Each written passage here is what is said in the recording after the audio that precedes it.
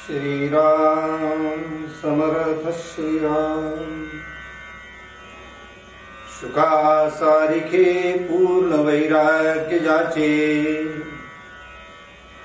वशिष्ठा परिज्ञान योगेश्वराचे। कवी वाल्मिका सारिका मान्य है सा, नमस्कार माझा सद्गुरु रामदासा। जय जय रघुवीर समर्थ सब संतन की जय। भारत माता की श्रोता भक्ता श्रीराम समर्थ श्रीराम। उपस्थित सर्व आदरणीय साधक बंधू आणि भगिनी, श्री समर्थांच्या करुणाष्टकांचे चिंतन आपण करत आहोत। श्री समर्थांनी नाशिक क्षेत्री टाकळी आश्रमामध्ये गोदावरी आणि नंदिनी यांच्या संगमावर साधनेच्या सुरुवातीला त्यांना आलेले जे अनुभव आहेत, त्या अनुभवाचं कथन जणू समर्थांनी या करुणाष्टकाच्या माध्यमातून आपल्यापर्यंत पोहोचवलं आहे।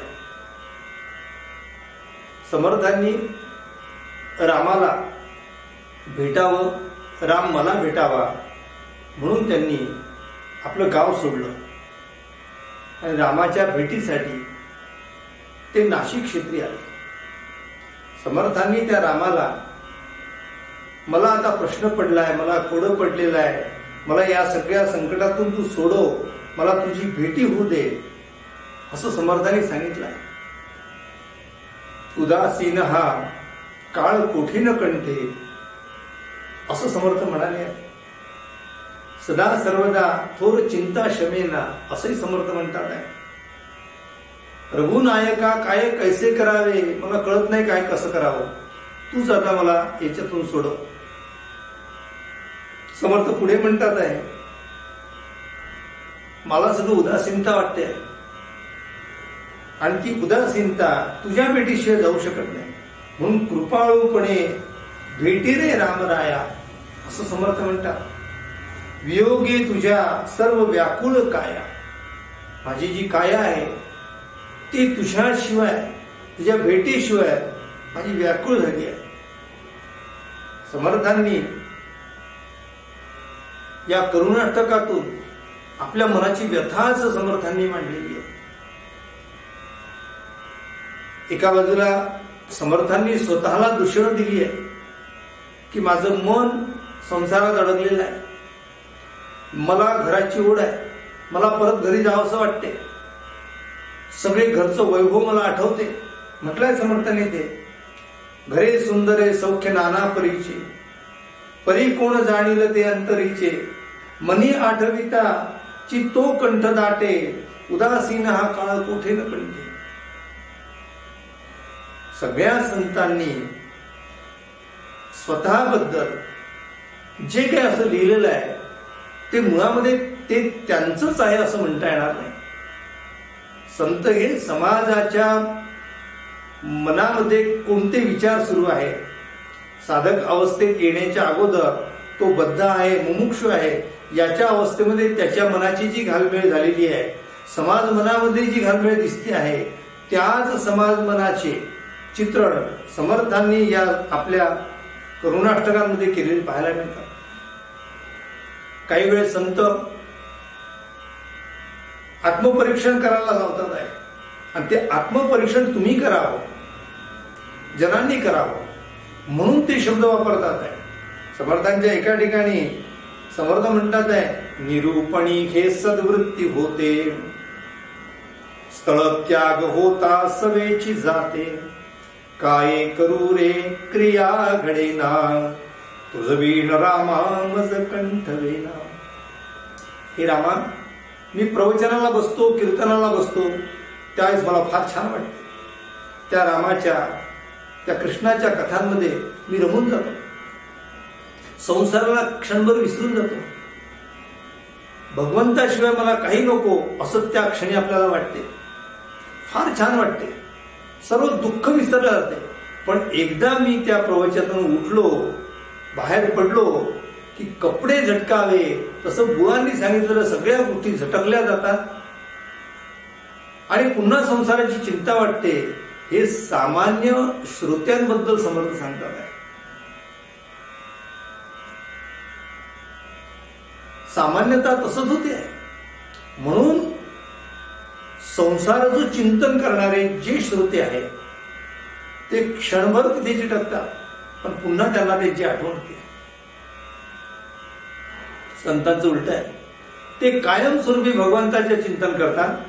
कधी एखाद्या वेळेस जर संसाराचं किंवा इतर भौतिक गोष्टीचं चिंतन झालं असेल तर संतांना त्याचं दुःख होते. आम्ही दिवसभरातून एकदा भगवंताचं नाम घेतो किंवा ठरलेल्या वेळेत आम्ही भगवंताचं नाम घेतो, बाकी सगळी संसार चिंता करत असतो. पण संत उलटे करतात आहे. संत कायमस्वरूपी भगवंताचं चिंतन करतात आहे. एखाद्या वेळेस कधी संसाराचं चिंतन झालं, सुखदुःखाच्या विळख्यामध्ये मन अडकलं तर संतांना दुःख होते की माझ्याकडून चूक घडली, अपराध घडलेला असं त्यांना वाटते. म्हणून समर्थ इथे म्हणतात आहे, तुझ्या वियोगे जीवत्व आले. रामा, तुझ्या वियोगामुळे मी आज बद्ध अवस्थेत पडलेलो आहे. मला जीवत्व प्राप्त झालेलं आहे. या जीवाला शिवाच्या भेटीची तळमळ आहे. तू काहीतरी कर. या शरीराच्या मध्ये अडकल्यामुळे शरीर म्हणजे मी आहे असं मला अज्ञान जन्माला आलेलं आहे. हे समर्थांनी स्वतःच सांगितलं का? जनाच्या मनाचा सांगितलेला आहे. माणसाच्या मनात तसंच येते ना. सामान्य मनुष्य आपल्या शरीराला मी समजतो. मी संपलो म्हणजे सगळं संपलो. मी म्हणजे कोण? तर मी म्हणजे शरीर. पण मी म्हणजे शरीर नाही, तर मी म्हणजे आत्मस्वरूप आहे. परमेश्वर सोडून माझं अस्तित्वच नाही आहे. जीव हा शिव होईल साजिरा. जीव हा शिवच आहे, पण त्या शिवत्व प्राप्त करायला त्याला या संसाराच्या ममत्वातून बाहेर पडावं लागेल. पण तो पडतच नाही. अखंड चिंतन संसाराचं करतो. जन्मापासून तर मरायच्या घटकेपर्यंत संसार सोडून तो भगवंताचं नाम घेत नाही. भगवंताचं नामही घेईल तर संसारातील चिंता मिटाव्या म्हणून भगवंताचं चिंतन करील. संसार सुख पाहिजे म्हणून भगवंत पाहिजे. जर संसार सुख जर भगवंताने दिलं तर भगवंताची आम्हाला अजिबात गरज नाही असं सामान्य जीवाला वाटते. म्हणून सामान्य जीवाला समजून सांगताना समर्थ सांगतात आहे की तू या मायेत गुंतवू नको. हे मायेला सोड. माया प्रपंच सोडून दे. माया करंडी नरकस्य हंडी तपो विखंडी सुकृतस्य बंडी. आमचे सगळं सुकृत आहे ते सगळं माया खतम करून टाकते. म्हणून या मायेतून तू बाहेर निघ. संसारामध्ये जास्त अडकू नको. म्हणून समर्थ इथे सांगतात आहे, तुझिया वियोगे जीवत्व आले. शरीर पांगे बहु दुःख झाले. अज्ञान दारिद्र्य माझे सरेना. तुझ वीण रामा मज कंठलेना. काही ठिकाणी समर्थ असं म्हणतात, सुदृढ झाली देह बुद्धी माझी. वैराग्य काही कोणार नाही. अपूर्व कामी मन घे विटेना. तुझ वीण रामा मज कंठलेना. हे रामा, तुझ्याशिवाय मला करमत नाहीये. पण हे मन सारखं सारखं पुन्हा त्या जसं काही ते जनावर उभ्या पिकातलं असलं जे ढोर आहे ते जसं पुन्हा पुन्हा त्या हिरव्या सुखाकडे वळत राहते, तिथे पुन्हा पुन्हा धाव घेते, तसं माझ्या मनाची अवस्था झाली आहे.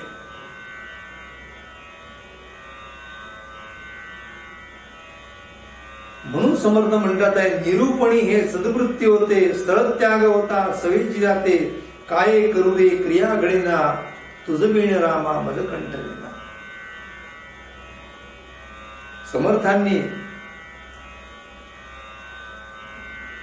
या निरूपणामध्ये आपल्या मनाच्या दुःखाला व्यक्त केलेलं आहे. समर्थ पुढे म्हणतात आहे, कृपा कटाक्षे सांभाळी दीना. तुझ वीण रामा मज कंठवेना. ज्याप्रमाणे ती कासवी आपल्या पिलाला सांभाळते, ती कृपा कटाक्ष सांभाळते. कृपा कटाक्ष म्हणजे एक नजर टाकणे फक्त. आपल्या पिलाकडे तिने पाहिलं तर ते पिलू तिचं आपोआप मोठं होत जातं. त्याप्रमाणे परमेश्वरा तू माझ्याकडे पहा, माझ्या संसाराला मी आता थकलो आहे. संसार संगे पौषीण दोमी, कारुण्य सिंधू मज सोडविले. हे कारुण्य सिंधू तू मला आता इथून सोड. कृपा कटाक्षे सांभाळे दीना, तुझ वीण रामा मज कंठ वेना. आम्हा अनाथा तू एक दाता. आता आम्ही अनाथ झालो आहे भगवंता, तुझ्याशिवाय आम्ही अनाथ आहोत. सगळ्या गोष्टी संसारातल्या मिळालेल्या आहेत, तरी सुद्धा आम्हाला त्यामध्ये शांती मिळत नाहीये. मनुष्याचा जन्म होतो तेव्हा भगवंताला प्रार्थना करतो, माझं आरोग्य चांगलं असू दे, मला विद्या मिळू दे. मग भगवंत त्याला विद्या देतो. तो मोठा होतो, मोठा झाल्यावर त्याला असं वाटते मला धन प्राप्त झालं पाहिजे. मग तो धनामध्ये रमतो. धन कमवता कमवता त्याचं अर्ध्याहून अधिक आयुष्य निघून जाते. संसार सुखाची इच्छा असते, मला मुलगा होऊ दे, मुलाला मुलगा होऊ दे, त्याचं लग्न होऊ दे, त्याचं वारसं मला पाहू दे, माझ्या डोक्यावर सोन्याची फुले वाहू दे. अनेक सुखाची कल्पना मनुष्य करत राहतो आणि त्यामध्ये आपला जीवाचा व्यर्थ आपला नाश होतो. म्हणून समर्थ म्हणतात आहे की आपण प्रत्येक क्षणी भगवंतासाठी जर खर्च केला असेल तो प्रत्येक क्षण उपयोगी आलेला आहे. आणि भगवंताखेरीज आपला कुठलाही क्षण जात असेल तर तो वाया गेलेला आहे. घटे गेली पळे गेली तास माझे ठणाणा, आयुष्याचा नाश होतो रामकारे म्हणाला. क्षणाक्षणाला आपलं आयुष्य कमी होते आहे आणि हे रामा आता मला तुझ्या भेटीची ओढ लागली आहे, मला तू भेटला पाहिजे अशी समर्थांना तळमळ लागलेली आहे. म्हणून समर्थांनी या ठिकाणी करुणाष्टकामध्ये तुझं विण रामा मज कंठ वेना या मथळ्याखाली एक 10 श्लोकांची रचना केली. समर्थ म्हणतात आहे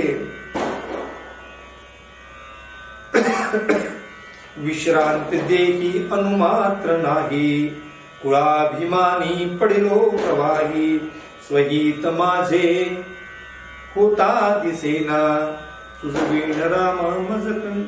स्वहित म्हणजे भक्ताला भगवंताची भेटी म्हणजे स्वहित आहे.